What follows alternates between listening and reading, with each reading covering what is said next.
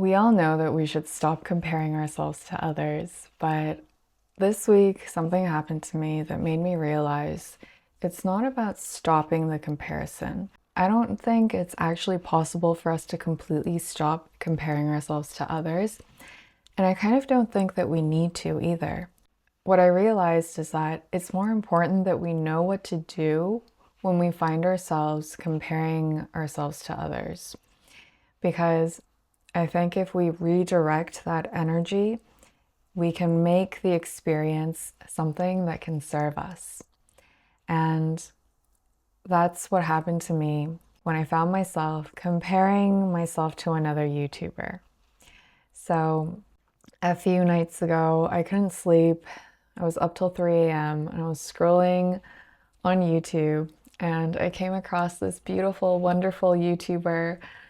And yeah, I found myself comparing myself to her, my progress, my growth. And you know what comparison feels like. You know what comparison does to you. Yeah, I was feeling like I'm not good enough. I was really being hard on myself, putting myself down, and discouraging myself in a way that's so unnecessary. But yeah, that's what was happening in the moment. Luckily, I caught myself and I just stated what was happening. I said to myself, okay, I'm comparing myself. I'm feeling like I'm not good enough. I am feeling discouraged and I'm judging myself. That moment of awareness, that pause, and being able to state what was happening was so helpful because it gave me some space. Like before, it was like me and the screen. And then once I was able to state what was happening with awareness, it sort of like created some space. I could see what I was doing. It was like I was watching myself, like, okay. And then that space is what allowed me to sort of shift the direction of my focus, shift that energy of comparison into something else. So in that moment, I changed the question to what can I learn from this YouTuber?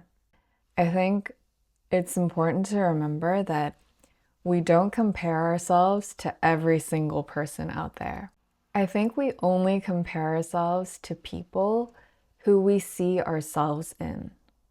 So they sort of represent a future version of us or what's possible for us. And I think that awareness can help us to realize that actually we're seeing our own potential in this other person. That's the reason why we're comparing ourselves to this particular person. From there, we can make the comparison something healthy and productive by asking ourselves, okay, what can we learn? What do we have in common? I think comparison leads to a feeling of deficiency because we focus on the ways in which we're different. But actually, when we think about the other person being a possible future self, we can focus on what we have in common. So, what is this person doing well that I also want to do well? And how is this person showing me the areas where I can improve? And what I also kept telling myself in that moment was that there's no such thing as an equal comparison because no one is me. I will never be that other YouTuber that I was comparing myself to. She can never be me. And objectively, we can't say that one person is doing better than another because there are so many different qualities that we all have that we can use to compare ourselves. So at the end of the day, nothing is really a valid comparison. And I suddenly remembered this talk that Eckhart Tolle did.